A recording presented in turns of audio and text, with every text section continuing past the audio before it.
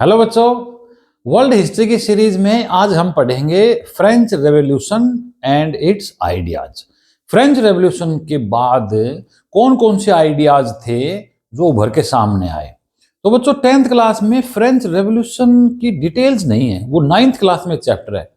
10th class में खाली इतना पढ़ना है कि फ्रेंच रेवोल्यूशन के बाद कौन कौन से आइडियाज आए जो पूरी दुनिया ने ग्रास्प किया, पूरी दुनिया में फैले। वो डेमोक्रेसी का हो, रिपब्लिक का हो, फ्रेटर्निटी का हो, या फिर कोई भी आइडियाज हो, वो हम पढ़ेंगे उसका क्या असर हुआ। ठीक है, तो आइए देखते हैं। तो फ्रेंच रेवोल्यूशन जैसे कि हम जानते हैं 1789 में ये फ्रेंच रेवोल्यूशन हुई थी, जो हमने 9th क्लास में पढ़ते हैं हम हिस्ट्री में। 1789 में लुई 16 यहाँ का किंग था और वो अब्सोल्यूट किंग था। अब्सोल्यूट किंग वो होता है जिसके ऊपर कोई कंट्रोल नहीं होता, हु हैज अनकंट्रोल्ड पावर।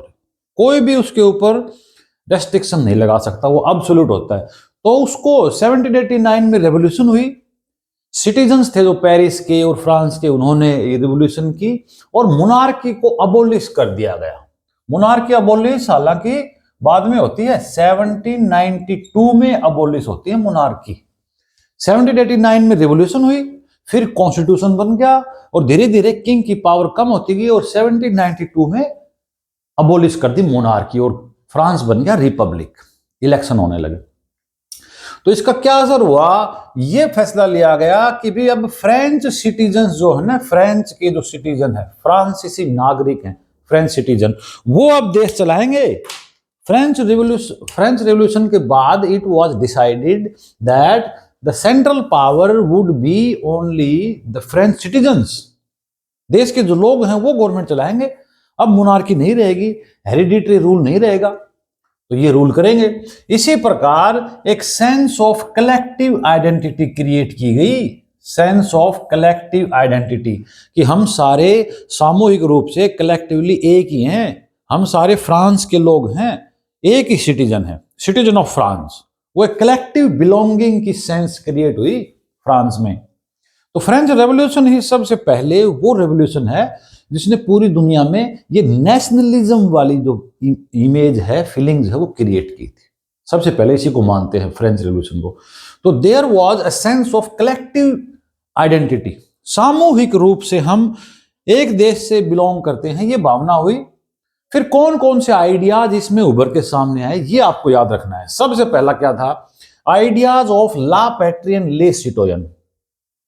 ये जो ला पैट्री है, ला पैट्री और ले सिटोयन, ये दोनों आइडियाज क्रिएट हो गए कि हम सब लोग, ये हमारी फादरलैंड है। ला पैट्री का मतलब फादरलैंड।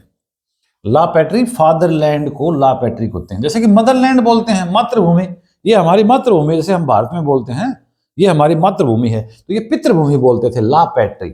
ये फ्रांस है, ये हमारी ला पैट्री है। फ्रेंच वर्ड है ये, इंग्लिश का वर्ड नहीं है, फ्रेंच वर्ड है। इसका मतलब है फादरलैंड, पितृभूमि। और ले सिटोयन, हम सारे सिटीजन हैं, हम सारे सिटीजन हैं। सिटीजन एक मतलब कलेक्टिव सेंस क्रिएट करता है सिटीजन। ये नहीं कि उस देश में रहने वाला है, सिटीजन का मतलब वो ऑफिशियली बिलोंग करता है उस कंट्री से। तो ला पैट्री और ले सिटोयन, ये दो आइडियाज आ गए फ्रेंच रेवोल्यूशन के बाद।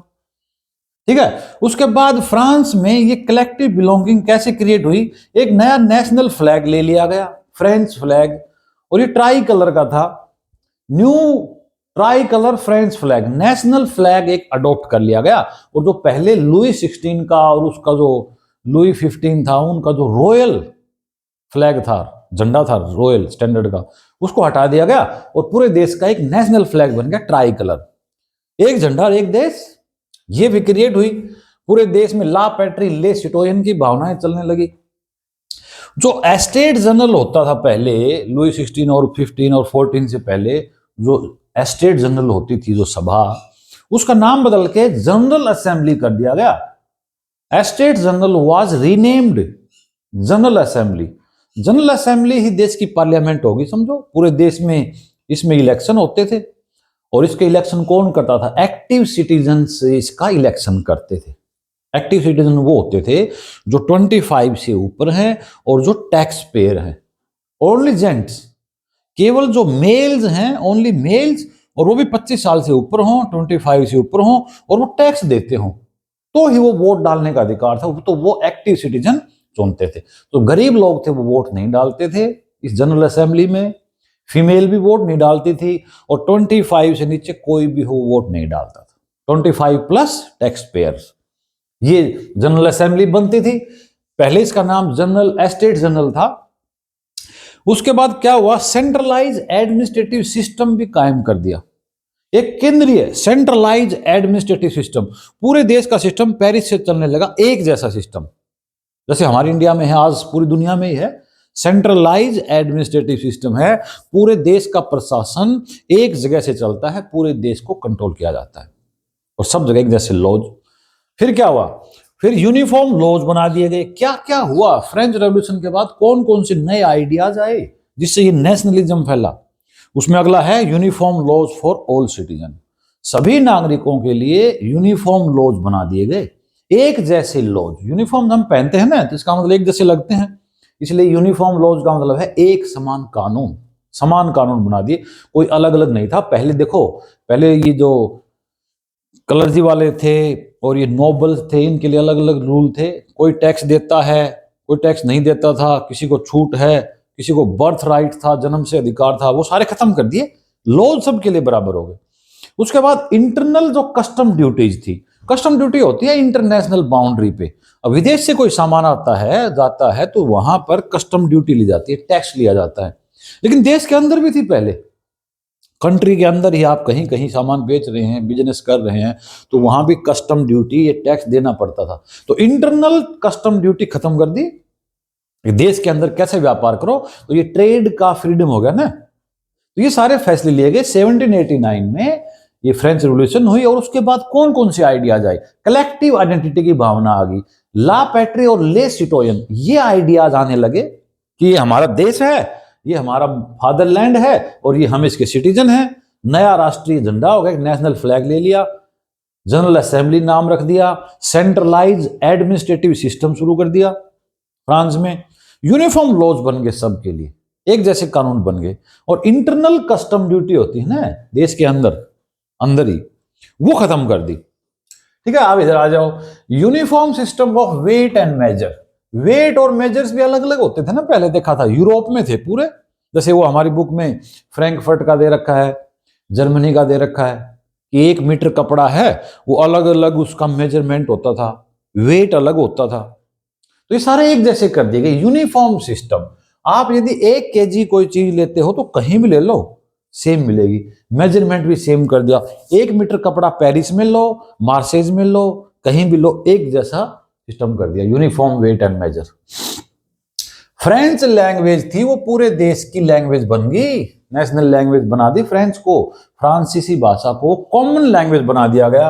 और जो अलग अलग लैंग्वेज बोलते थे, साउथ फ्रांस में, नॉर्थ फ्रांस में, पेरिस की अलग लैंग्वेज थी थोड़ी स्टैंडर्ड की, उन सबको थोड़ा सा डिस्करेज किया गया कि ये लैंग्वेज मत बोलो भाई, इसको बढ़ावा दो, फ्रेंच होनी चाहिए पूरे देश में, फ्रेंच लैंग्वेज बोली जाए। तो French language became the common language. इससे देश जुड़ता है ना, कलेक्टिव बिलोंगिंग की भावना आती है, सेंस आती है, एक भाषा हमारी, एक जैसा सिस्टम है, एक जैसा एडमिनिस्ट्रेटिव सिस्टम है, ठीक है, एक ही झंडा हमारा, नेशनल फ्लैग है। तो ये collective sense I. Regional dialect होती थी ना, लोकल जो बोली होती थी, रीजनल डायलेक्ट, क्षेत्रीय भाषाएं, उनको डिस्करेज किया गया, उनको मतलब बढ़ावा नहीं दिया गया, प्रमोट नहीं किया गया। और उसके बाद ये फ्रेंच नेशन का ही मिशन बन गया कि जो ये आइडियाज फ्रांस में शुरू किए हमने, ये जो चेंजेस फ्रांस में किए हैं, ये यूरोप के हर देश में होना चाहिए।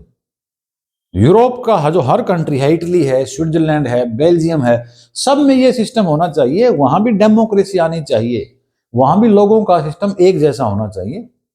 ये जो ऑटोक्रेसी थी लुई 16 की तरह, इस ऑटोक्रेसी को खत्म किया जाए और एक सिस्टम बनाया जाए, लोगों को आजाद किया जाए। It became the mission of French nation.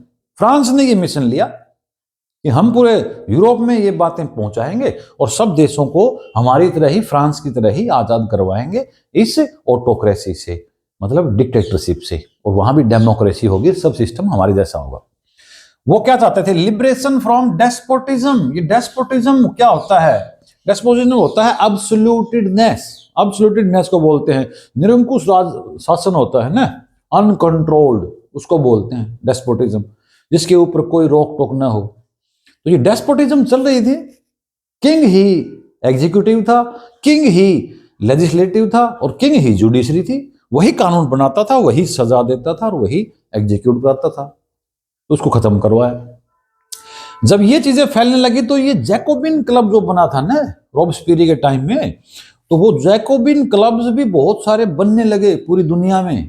France में नहीं, फ्रांस में तो बनाया था स्टार्टिंग में, लेकिन पूरी दुनिया में जैकोबिन क्लब्स बनने लगे। स्टूडेंट्स हैं और मिडिल क्लास के जो लोग हैं और स्टूडेंट्स हैं वो आने लगे, क्लब बनने लगे। इटली में भी, स्विट्जरलैंड में भी, जर्मनी में भी ये फॉर्मेशन पूरी दुनिया में होने लगा। और फिर ये फ्रांस की आर्मी थी, वो नेपोलियन की लीडरशिप में और दूसरे जो कमांडर ऑफिसर थे उनकी लीडरशिप में कई देशों में गए हैं 1790s में, 95, 96, 97, 98, ये कई देशों में ये गए हैं। और वहां भी उन्होंने यही मैसेज दिया है कि ऐसे भाई डेमोक्रेसी होनी चाहिए, डेस्पोटिज्म को खत्म कर देना चाहिए। तो कहाँ कहाँ गए? हॉलैंड में भी गए थे ये। हॉलैंड ये नीदरलैंड का ही पुराना नाम है हॉलैंड। हॉलैंड में गए थे, स्विट्जरलैंड में गई फ्रेंच आर्मी यही बात फैलाने के लिए। बेल्जियम में भी गए, इटली में भी गया था। इटली में जो नेपोलियन का जो इन्वेडिंग थी वो तो काफी फेमस है, 1970, 96, 97 में गए थे। ठीक है, तो ये अभियान चला है। तो ये था फ्रेंच रेवोल्यूशन और उसके आइडियाज। 10th में हमें इतना पढ़ना है कि फ्रेंच रेवोल्यूशन के क्या असर हुआ। फ्रेंच रेवोल्यूशन 1789 में शुरू हुई, फिर वहां मोनार्की हटा दी गई।